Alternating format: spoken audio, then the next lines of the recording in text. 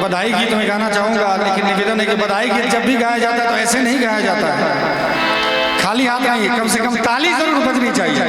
तो आइए एक सुंदर बधाई गीत, और जितने भी परिवार के सदस्य हैं सभी को इस गीत में ताली बजाइएगा, हो सके तो नृत्य भी कीजिएगा, आनंद आ जाएगा। जुग जुग जिया सुनलनवा भवनवा के भाग जागल हो, जुग जुग जिया सुनलनवा भवनवा के भाग जागल हो, ललना लाल होई है फुलवा के दीपक मनवा में आस लागल हो, ललना लाल होई है फुलवा के दीपक मनवा में आस लागल हो, जुग जुग जिया सुनलनवा भवनवा के भाग जागल हो, जुग जुग जिया सुनलनवा भवनवा के भाग जागल हो, ललना लाल होई है फुलवा के दीपक मनवा में आस लागल हो, ललना लाल होई है फुलवा के दीपक मनवा में आस लागल हो।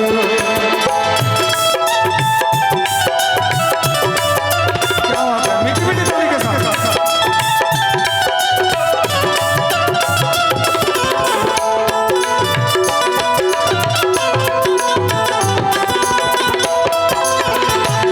बोलो बाके बिहारी लाल की।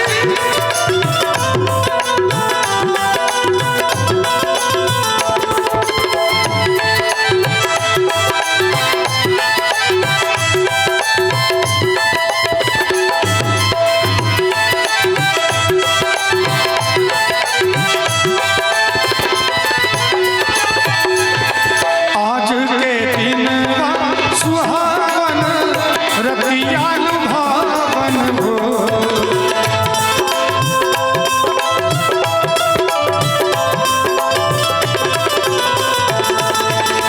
आज के दिन सुहावन रतिया लुभावन हो, ललना ललना दीदिया के होरिला जन्म ले होरिवल बड़ा सुंदर हो, ललना दीदिया के होरिला जन्म ले होरिवल बड़ा सुंदर हो।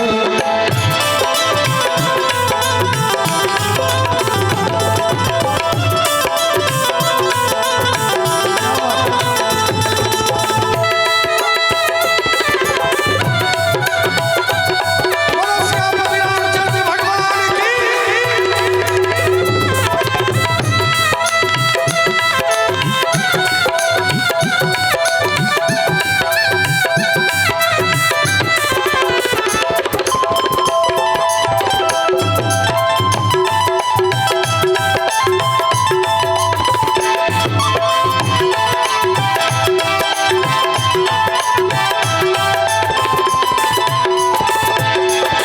सासु सुहागिन बड़ भागिन अनधन लुटावेली हो, सासु सुहागिन बड़ भागिन अनधन लुटावेली हो, ललना तुअरा पे ललना तुअरा पे बाजेला बधैया बजवा उठे सोहर हो, ललना तुअरा पे बाजेला बधैया बजवा उठे सोहर हो।